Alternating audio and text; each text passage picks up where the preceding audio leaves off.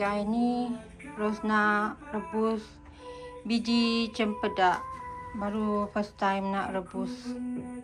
Tapi kalau makan rebus biji cempedak tu dulu masa kecil-kecil adalah.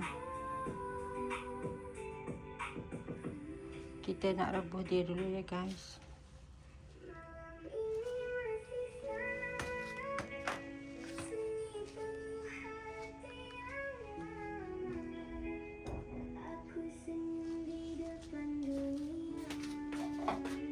Hai guys, dah balik sekolah.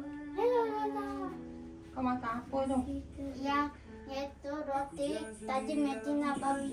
Ni letak basket, ni letak kat sini. Letak basket. Ya. Tak sekolah kau. Sekolah agama.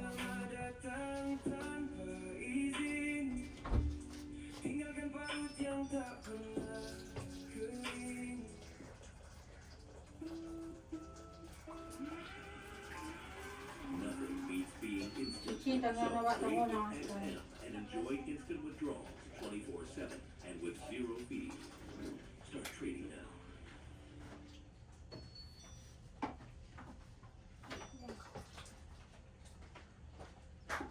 Periksa makanan kegemaran Anda dengan Bukanda.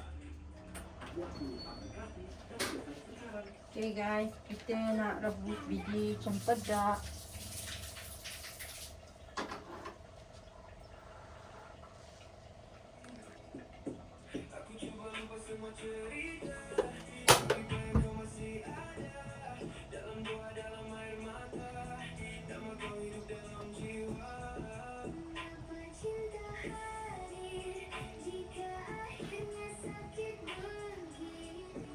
Oh, Sasha, Sandra.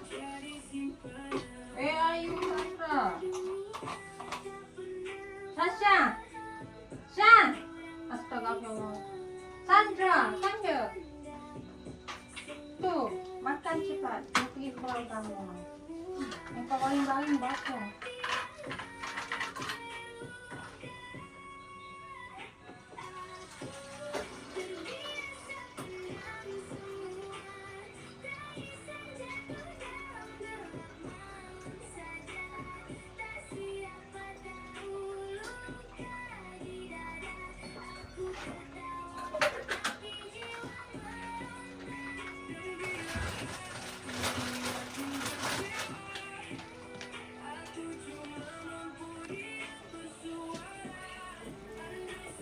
Tadi saya letakkan garam untuk merebus biji cempedak. Leo, Lola, bukan Leo, Lola. Tengok anak kucing ni guys, comel, naughty, my sleeper.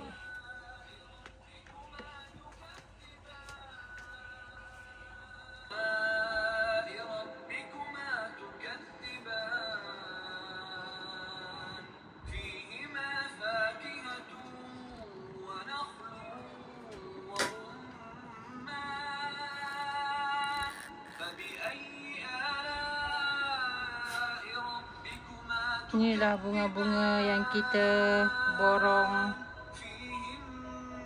weekend tu hari. Bunga yang dalam pasu kecil-kecil.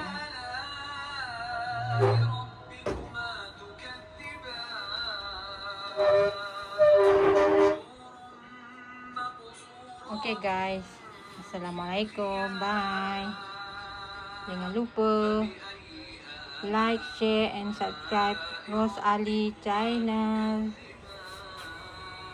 Semoga orang dimurahkan rezeki, diberkati Allah Subhanahu Wa Taala selalu dan dipermudahkan segala urusan.